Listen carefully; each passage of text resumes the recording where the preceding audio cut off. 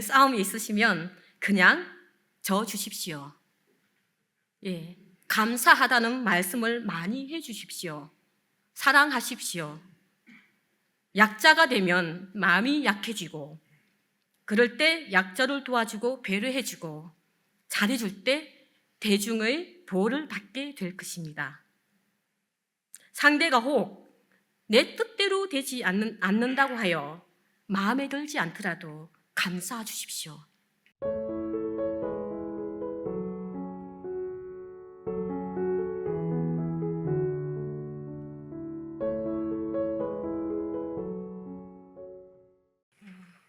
새 시대 부처님이신 소태산 대종사께서는 대각을 이루시고 미래 세상을 전망하시기를, 무릇 세상은 강과 약 두 가지로 구성되어 있나니 강자와 약자가 서로 진화의 도를 행하면 이 세상은 원만 평등한 낙원이 되려니와, 그 도를 행하지 못하면 세상의 평화는 영원하지 못할 것이다 라고 말씀을 해주셨습니다. 아직도 세상에는 강과 약의 다툼이 그치지 않아서 인류의 전쟁, 갈등의 고통 속에서 희생을 당하고 있는 것은 우리 사회가 세계 인류는 하나로 연결된 공동체라는 자각과 강약 진화의 도를 알지 못하는 어리석음 때문에 있기 때문입니다. 그러므로 하루속히 모든 인류가 이러한 어리석음에서 벗어나 지혜의 등불을 밝혀야 한다고 말씀을 하셨습니다. 강자 약자 진화상의 요법 법문 성립된 역사적 배경이 있습니다. 강자와 약자는 사회를 구성하는 개인과 개인, 집단과 집단 사이에 상대적으로 세력이 크고 힘이 있을 때 강자가 되고, 상대보다 지져 있을 때가 약자가 됩니다. 그래서 대종사님께서는 강과 약의 상대 관계를 사회 구성의 불가피한 요소라고 보았으나 영원한 강과 영원한 약은 없다고 보아 강이 변하여 약이 되고 약이 변하여 강이 되는 이치를 잘 알아야 한다고 하셨습니다. 그래서 강과 약이 서로 적대적 대립으로 투쟁을 일삼을 경우 함께 멸망을 한다고 하였습니다. 그래서 이 법은 함께 발전하는 원리이고 평화 공존의 원리입니다. 그래서 인류의 역사는 국가와 민족 간의 평화 우호적인 관계보다 적대적 대립 관계가 더 많았던 것 같습니다. 그리고 수많은 전쟁으로 문명이 파괴되고 사람들이 살상이 끊이지 않았습니다. 그래서 개인들도 여러 가지 차별 제도를 만들어 강자로 군림하면서 약자를 억압해 왔습니다. 그래서 20세기 전후하여 세계는 개인적, 집단적 이기주의가 크게 팽배하면서 이러한 강약의 투쟁 관계를 정당화시키는 이론들이 많이 나왔습니다. 다윈의 진화론에 근거한 양육 강식, 그 다음에 적자 생존의 법칙을 인간 사회에도 적용을 해왔습니다. 그래서 억눌려온 무상계급을 앞세워 혁명이라는 이름으로 기존 체제를 전복하고 새로운 강자가 되는가 하면 만인에 대한 투쟁을 선언하며 투쟁의 역사를 옹호해 왔습니다. 그래서 소비시장의 확대를 위한 신세계 탐험, 약소국을 보호한다는 미명 아래 식민 침탈을 자행하는 등 세계는 강약 대립의 상태로 많이 왔습니다. 그래서 우리나라도 그때 상황 보면 예외가 아니었습니다. 청나라와 일본, 러시아 등 주변의 강대국들이 한반도 안에서 각축을 부렸으며 마침내 일본에게 국군을 침탈당한 식민 지배를 우리나라도 받게 되었습니다. 그래서 그때 대종사님께서 이 법문을 내려주시면서 표현을 그렇게 하셨더라고요. 갑동리와 을동리로 강자와 약자를 비유하여 설법을 하셨습니다. 그래서 일본과 한국의 관계를 우회적으로 지적한 것이기도 합니다. 약자인 우리나라가 식민 지배자인 일본을 어떤 자세로 대응을 하여 자주력을 갖추어서 강자로 갈 것인가? 또 나아가서는 폭력을 일삼던 또 다른 강대국들과 식민지 침탈을 당하고 있던 약소국들이 서로 어떻게 대응해야 하는가를 깨우치려고 그런 법문을 내려주셨습니다. 이처럼 사회와 국가, 세계의 구조적 추된 관계를 통찰한 소태산 대종사님이 화합과 협력, 평화 공존의 새로운 세계를 열어갈 원리와 방법으로 제시한 강자, 약자, 진화성의 요법입니다. 그래서 세전에서도 정산 종사님께서 잘 밝혀주셨습니다. 사회에는 또한 빈부귀천의 차와 상하 선호의 차와 유무시 배운 사람과 못 배운 사람의 차 등이 각각 있나니 이 모든 관계를 통칭하여 강약이라 하나니라. 만일 강약 사이에 도가 없이 압박과 대항으로만 나아간다면 강자와 약자가 다 같이 죄화를 입을 것이요 서로 도가 있어서 협조와 진화의 길로 나아간다면 그 사이에는 평화와 번영을 이룬다고 말씀을 해 주셨습니다. 교리적으로 볼 때도 사상적 어휘가 있는데요. 종교적으로 개인 구원과 사회 구원을 동시에 성취하게 되는 이념을 담고 있습니다. 개인적으로는 약자가 감정적으로 대응하기보다는 냉정하게 자신을 돌아보며 그 원인을 자기 스스로에게서 찾을 것이며 강자로 진화할 방법도 자신에게 찾도록 했으며 강자가 오랫도록 강을 유지하고자 할 때도 약자를 착취하거나 멸시하는 등 비교 우위의 사람에게 머물지 않고 절대의 강을 유지하는 방법이 강을 어떻게 행사할 것인가. 그러나 또 강자 자신에게 있음을 알게 한 것입니다.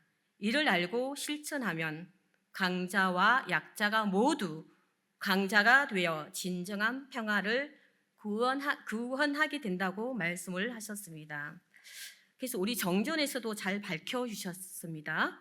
강자 약자의 진화상 요법에서 강약의 대지를 말하면 무슨 일을 물론하고 이기는 것은 강이요 지는 것은 약이라.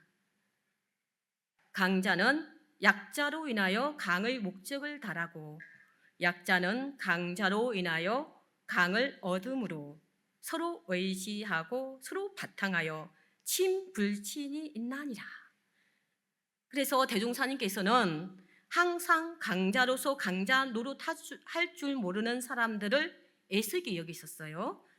자신이 이미 강자일진데 널 저 약자를 도와주고 인도하여 그로 하여금 자기 같은 강자가 되도록 북돋아 주어야 그 강이 영원한 강이 될 것이며 또 어느 때까지라도 선진자요 성각자로 받들어질 것이다 이렇게 해주셨어요.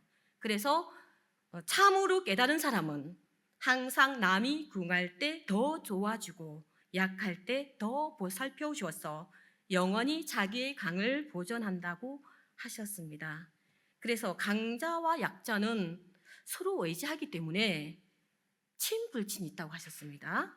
친불친이 있다는 것은 강자 약자에 진화하는 요법의 원리를 알면 강자 약자가 서로 친하고 그러니까 그 원리를 알면 서로 친하고 그 원리를 모르면 서로 불친한다는 뜻입니다. 그래서 주로 약자들은 이런 사람들이죠. 자력이 없는 사람, 어린이, 노약자, 아픈 사람, 어떤 조직에서도 갑을의 관계입니다. 그리고 힘이 약한 사람은 약자가 되는 것입니다.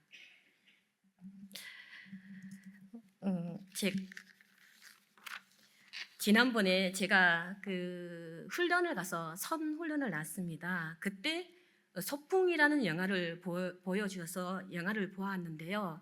혹시 교도님들도 보신 분들이 계실리라 생각이 들어집니다. 인생은 잠시 왔다가 가는 소풍처럼 어쩌면 인생의 끝자락에 서 있는 70대 후반의 두 노모의 인생, 또 우정을 담고 있으며 자식, 또 삶과 죽음에 대한 생각을 할 수 있는 소풍 영화였습니다. 근데 70대 후반의 그 은시민은 어머니와 함께 했던 어린 시절을 많이 그리워합니다. 그래서 오랜만에 서울 사는 은심의 집에 금순이가 찾아왔습니다. 은심과 금순이는 서로 학교 동기인데요, 사돈입니다.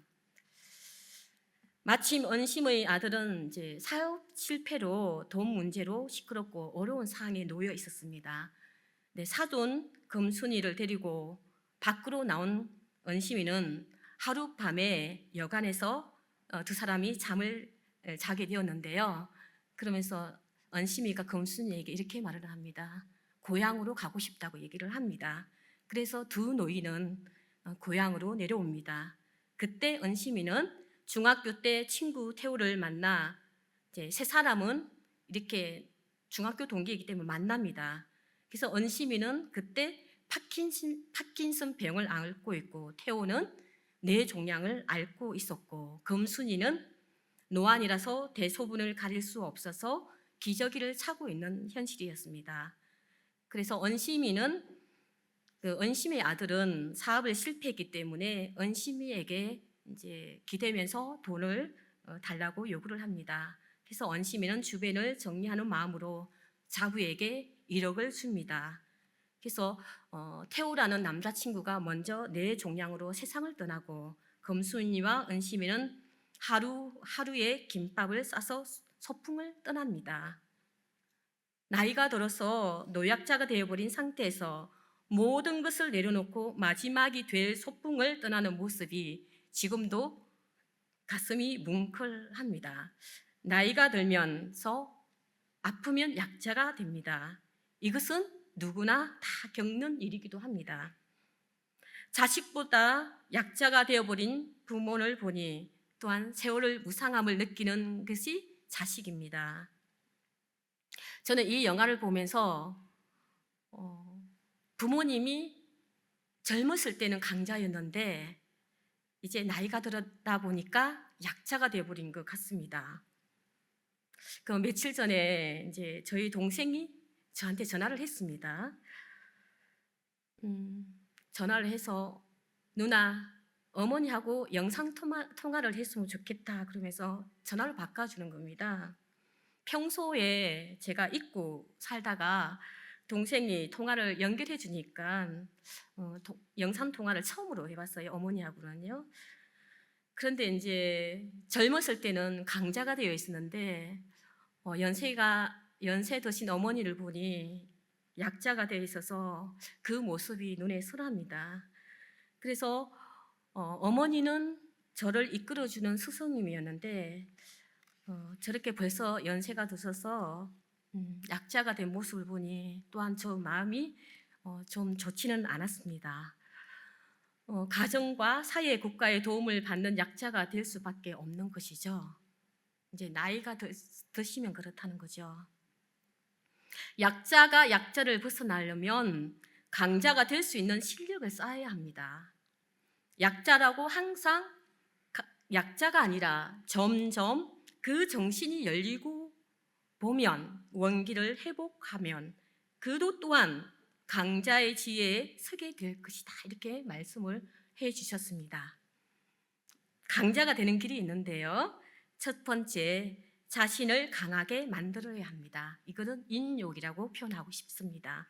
스스로 욕심을 절제하고 외부의 경계에 흔들리지 않아야 하고 우리는 때때로 나태와 욕심 때문에 스스로 비참하게 만들 때도 있습니다. 그래서 욕심과 어리석음의 굴레로 강이 무너지는 경우가 종종 있습니다. 이것을 하나하나 벗어나고 조복받아야 본인 자신을 이기는 강자가 될 것입니다. 남을 이기는 것보다 내가 나를 이기는 것이 최고의 강이라는 것은 우리는 잘 알고 있습니다. 두 번째는 예측하는 일입니다. 물질과 정신과 신용을 모으면 힘이 됩니다. 대체로 잘 살고 강인한 사람은 물질적으로나 정신적으로 예측해 놓은 것이 많은 사람입니다. 이런 사람은 물질 반면으로 절약하고 저축하는 생활을 하고 사람 관계에 있어서는 신용을 잃지 않으려고 합니다. 신용이 얼마나 자신을 강하게 만들지는 것은 우리는 잘 알고 있습니다. 또한 정신 반면으로 일심을 길러 수양력을 쌓는 데 노력을 합니다. 이제 순역 경계 속에서 흔들리거나 요란하지 않는 부동심을 길들이는 훈련을 하는 것이죠. 흩어지면 약해지지만 정신과 물질과 신용을 쌓아가면 그 공동탑은 무너지지 않는다고 하였습니다. 세 번째는 약자를 진급시켜야 합니다. 영원한 강자가 되려면 먼저 약자를 배려하고 진급시켜서 그들을 강자로 만들어야 됩니다. 그래야 강자 중에 강자, 영원한 강자가 되는 것입니다.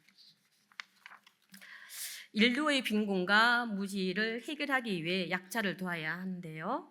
다만 우리가 한 가지 주의해야 할 사항이 있습니다. 어떻게든지 약자를 자력을 얻어 진급할 수 있도록 도와주는 것이지만 약자는 강자에게 무조건 의지해도 무능력자가 되는 것입니다. 약자가 스스로 일어나서 강자가 될 수 있도록 강을 베푸는 것이 중요합니다. 그래서 언제나 강자는 강자의 모습만을 고집해서는 안 된다는 것이죠. 그래서 현대사회에서는 자주 쓰는 말이 있습니다. 대장부는 눈물을 흘리면 안 된다. 그리고 거의 모든 사람은 강자의 위치에 있기를 원합니다. 무거운 갑옷을 입고 무장하고 앞으로 나아가기만 한다면 자신에게 힘이 생기고 사람들이 존경과 추정을 받을 수 있다고 생각을 합니다. 실상은 자신이 그렇게 강한 사람이 아닌데도 그렇게 생각을 한다는 것이죠. 하지만 이런 생각은 잘못된 판단에서 오류된 것이죠. 쇠가 너무 강하면 어떻든가요? 부러지죠. 그래서 너무 강한 사람도 언젠가는 무너지는 날이 온다는 것이죠. 그래서 심리적 부담을 버텨내는 데는 한계가 있다는 것입니다. 이보다 가끔 약한 모습도 보이며 전진할 때 진정한 강자가 되는 결승점에 도달한다는 것입니다. 여기서 말하는 제가 그 약한 모습은 연약한 태조를 살라는 뜻이 아닙니다. 그래서 언제나 나는 강자다. 강자의 모습만 고집하지 말라는 것이죠. 다른 사람이 주는 관심과 사랑을 받아들이기도 하고 또 자신의 언행이나 행동을 되돌아보기도 하고 다른 사람의 성공을 높이 사주기도 하고 자신의 실패도 인정해 보라는 것입니다. 그래야 좀 인간적인 면이 있을 것 같습니다. 삶은 한편의 연극과 같습니다. 언제나 주인공은 혼자 독차지하고 다른 사람들에게 좋은 역할만 준다면 누구도 연극을 계속하고 싶지 않을 것입니다. 고대 그리스에 이런 말이 있습니다. 다른 사람에게 능력을 발휘할 기회를 주면 줄수록 자신이 선택할 수 있는 길은 늘어난다.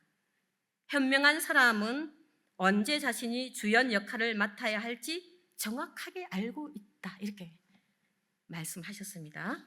그러나 그들은 다른 사람들에게 발전의 기회를 제공함으로써 자신에 대한 신임도를 높인다는 것이에요. 아마도 조직 사회에서 아마 그럴 것 같습니다. 인생은 전쟁같이 치열하지만 사회가 발전할수록 사람들 간에 협력할 필요성도 두드러지고 있습니다. 예 속담에 강함은 약함을 취한다는 말이 있습니다.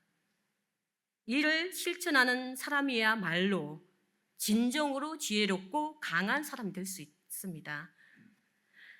자신에 대한 남들이 그때그때 평가를 하죠. 그 평가에 좌우하지 말아라. 자신을 과시하기 좋아하는 사람들 앞에서 그들보다 못함을 인정한다면 사람 간에 발생하는 시비는 엮이는 것을 피할 수가 있다. 이런 말씀을 드리고 싶습니다.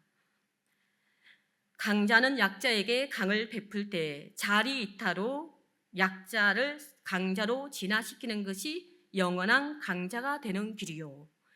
약자는 강자를 선도자로 삼고 어떠한 천신만고가 있다 하여도 약자의 자리에서 강자의 자리에 이르기까지 진보하여 가는 것이 다시 없는 강자가 되는 길이니라.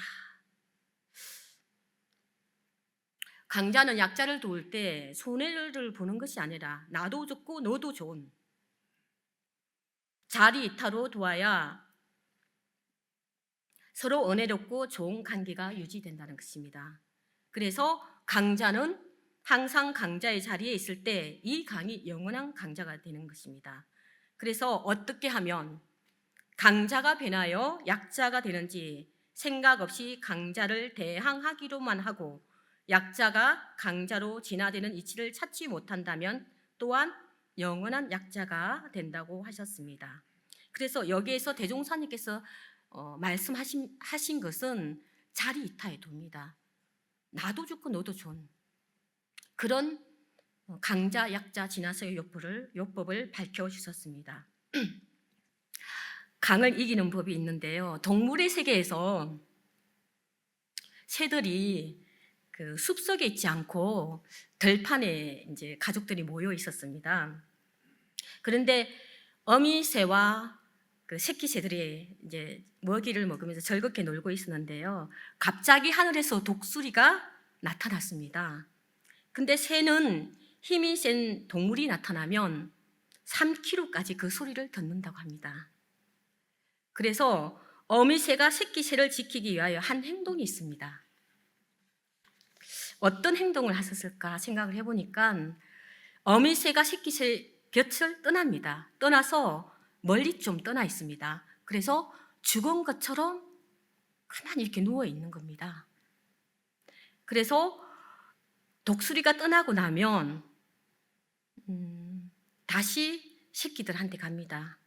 이것은 어미새가 새끼 새를 보호하기 위한 행동입니다. 그래서 강자인 독수리에게서 살아남기 위한 방법들이죠. 그래서 새들의 세계에서는 양육 강식에서 살아남기 위하여 새들만의 그런 살아남는 방법을 모색하여 새끼를 보호한다고 합니다.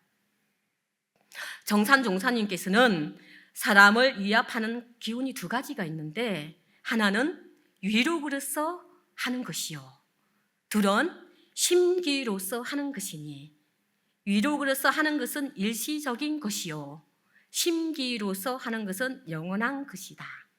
그러므로 일시적 위력인 세력이나 권력 혹은 무력으로서 남을 누르지 말고 공명정대한 행동과 청정한 계행과 따뜻한 자비로서 감화시켜야 이것이 영원한 세상에 사람을 위압하는 기운이 되리라. 이렇게 말씀을 해 주셨습니다.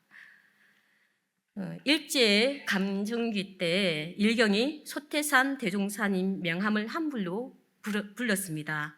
그래서 사산 오창근 선지님이 그 무례함을 붕괴하여 크게 꾸짖었습니다. 그것을 아시고 대종사님께서는 말씀을 하셨습니다. 그 사람이 나를 아직 잘 알지 못하여 그러하거늘 크게 탓할 것이 무엇인가?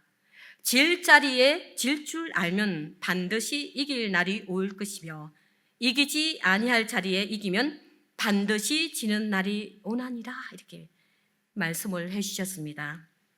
혹시 가정에서도 좀 이렇게 싸움이 있으시면 그냥 져 주십시오.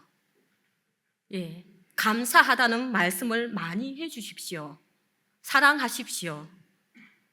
약자가 되면 마음이 약해지고, 그럴 때 약자를 도와주고 배려해주고 잘해줄 때 대중의 보호를 받게 될 것입니다.